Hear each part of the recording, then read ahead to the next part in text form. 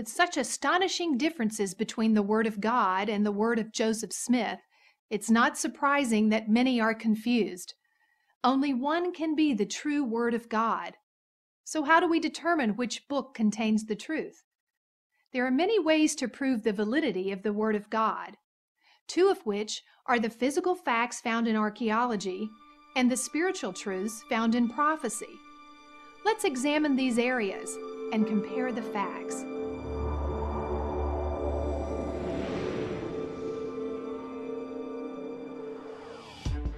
Joseph Smith's writings are now over 150 years old.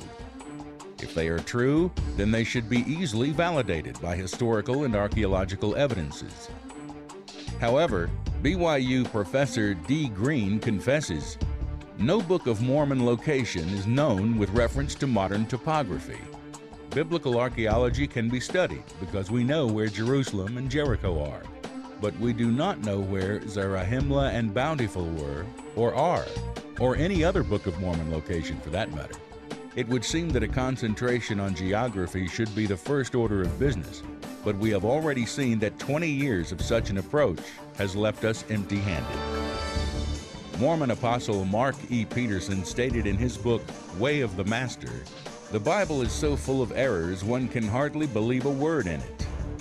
However, as we researched the Bible, we found that there are over 25,000 evidences, including biblical sites, cities, empires, artifacts, weapons, raw materials, and more on record, which have been located and verified by using the scriptures as a guide. In fact, many biblical cities still exist today. In contrast, not one artifact from the Book of Mormon has ever been found. Not one city, not one empire, not one weapon of any kind. Not even one coin, which were noted as being common in Joseph's writings. Yeah, in producing the Bible versus the Book of Mormon video, we traveled around the world. We went to the Middle East and talked to people. We went to Central America, around this country, and we just asked the basic question of experts in archaeology and anthropology. And in all cases, for the Bible, we saw the historical reliability of the biblical account. And for Joseph Smith's writings, it was non-existent. There was nothing. We could find nothing. Joseph Smith claimed there were huge cities, 38 cities in the Americas. Huge cities, and yet not one single city has ever been dug up. When you go to Israel, you find all kinds of biblical cities. You can find where Jerusalem is even today. You know where Bethlehem is even today.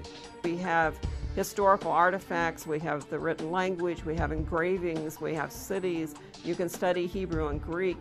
And yet when we looked at the Book of Mormon, we found none of these things checked out. There were no inscriptions for the Book of Mormon people. There was no group of people you could identify as the Book of Mormon peoples. There's not a location that you can identify as a Book of Mormon site. The Mormon Church won't even commit itself to a map of where the Book of Mormon was supposed to have happened. I would think if this is such a great faith that's going to change people's lives for eternity, that we would be able to have some kind of source for the information of which it's built upon that we can see. How about some archaeology? Where is this? No one's ever found any archaeological evidence to support the stories of Mormonism. It's all myth. Nowhere will you find a Mormon map that tells you where these cities are, because they didn't exist.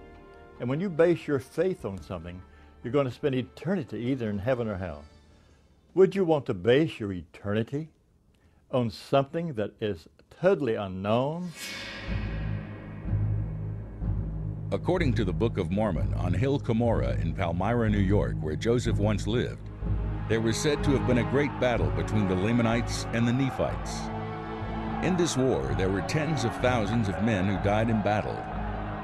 However, to this day, not one artifact has been found from this mighty war. In fact, during the time period described in the Book of Mormon in which the battle took place, the Americas did not have the ability to produce the metal weapons described. The evidence to support Joseph's writings simply does not exist.